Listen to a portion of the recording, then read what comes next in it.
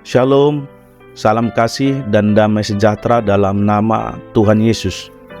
Hari ini, mari kita bersama-sama merenungkan firman Tuhan mengenai cara kita menanggapi cobaan dalam hidup ini. Tidak dapat kita hindari bahwa di dunia ini kita menghadapi berbagai tantangan dan pencobaan. Tetapi Tuhan memberi kita janji dan bimbingannya dalam firman-Nya. Mari kita berpegang pada janji-janjinya dan bersama-sama belajar untuk merespons cobaan dengan iman dan ketekunan yang kokoh.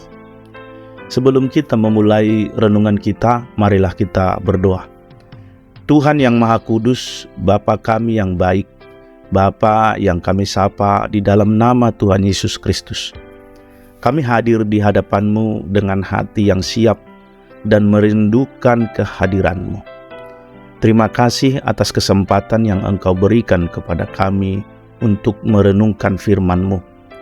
Buka hati dan pikiran kami untuk menerima pengajaran-Mu saat ini. Berikan hikmat dan pengertian agar kami dapat menanggapi cobaan dengan iman yang teguh dan ketekunan yang kokoh. Bantulah kami melihat setiap cobaan sebagai kesempatan untuk tumbuh dan membentuk karakter yang semakin sama seperti Kristus. Bimbinglah kami dan beri kami kekuatan untuk menjalani hidup dengan iman, ketekunan, dan sukacita yang sejati. Semoga renungan ini menguatkan hati dan menginspirasi kami untuk hidup sesuai dengan kehendak-Mu. Dalam nama Tuhan Yesus Kristus kami berdoa. Amin. Saudara-saudara kekasih dalam nama Tuhan Yesus Kristus, tema kita hari ini menanggapi cobaan yang didasarkan pada ayat firman Tuhan yang terdapat dalam Yakobus 1 ayat 2-3 yang berbunyi demikian.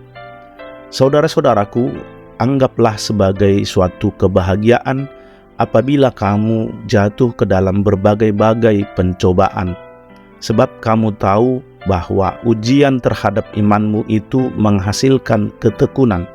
Amin. Demikianlah kebenaran firman Tuhan.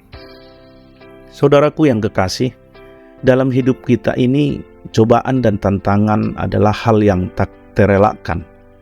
Kita semua mengalami masa-masa sulit yang menguji iman dan ketekunan dan juga keyakinan kita. Tetapi apa yang membedakan orang percaya adalah cara kita merespon dan menanggapi cobaan tersebut. Yakobus dalam suratnya memberikan sebuah pengajaran yang sangat berarti bagi kita. Ia mengatakan bahwa kita harus menganggap cobaan sebagai suatu kebahagiaan. Tampaknya hal ini bertentangan dengan cara berpikir dunia yang melihat cobaan sebagai suatu yang merugikan dan menyakitkan. Namun, Yakobus mengajak kita melihat cobaan dari perspektif yang berbeda.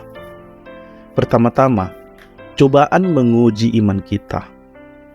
Saat kita dihadapkan dengan tantangan dan kesulitan, iman kita menjadi berada di bawah pengujian.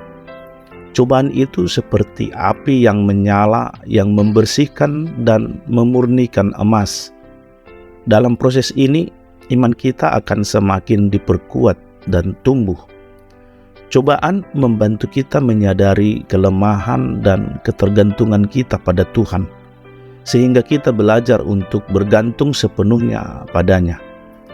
Kedua, cobaan menghasilkan ketekunan. Ketekunan adalah kualitas yang sangat diperlukan dalam menghadapi hidup ini yang penuh dengan tantangan. Tanpa cobaan, kita tidak akan pernah tahu seberapa kuat kita sebenarnya. Cobaan melatih kita untuk bertahan dan melawan godaan yang mengancam iman kita. Ketekunan adalah buah dari cobaan yang diterima dengan hati terbuka dan tekun mencari bantuan serta kekuatan dari Tuhan. Oleh karena itu, sebagai orang percaya, kita tidak perlu takut atau putus asa ketika dihadapkan dengan cobaan. Sebaliknya, kita harus menyambut cobaan tersebut dengan sukacita dan kepercayaan bahwa Tuhan ada bersama kita. Ketika kita mengandalkannya, Ia akan memberikan kekuatan dan hikmat yang kita butuhkan untuk melewati setiap cobaan. Marilah kita berpegang pada janji Tuhan dan memperkuat iman kita ketika cobaan itu datang. Jangan biarkan cobaan membuat kita meragukan kasih dan kuasa Tuhan. Sebaliknya, percayalah bahwa dalam setiap cobaan, Tuhan sedang bekerja dalam hidup kita dan membentuk karakter kita menjadi lebih seperti Yesus. Marilah kita berdoa. Tuhan, terima kasih atas janji-Mu yang memberi kami kekuatan untuk menghadapi cobaan. Bantu kami untuk melihat cobaan sebagai kesempatan untuk tumbuh dalam iman dan ketekunan.